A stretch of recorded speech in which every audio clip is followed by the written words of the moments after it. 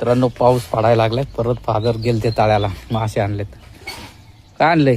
मासे बघूया गोताखाली कुठले बघू जरा मासे. मित्रांनो पाऊस पडलाय. फादरनी सकाळी जाऊन मासे आणलेत पकडून. मोठमोठे चिलपे आहेत. 1-1 किलोची एक चिलपी आहे. आमची गाय कशी बघते मासे आणलेले.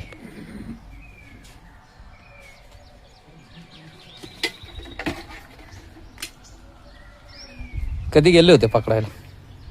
सकाळी. चांगले आहेत फ्रेश. दाखव केवढे केवढे किती किती किलोचे.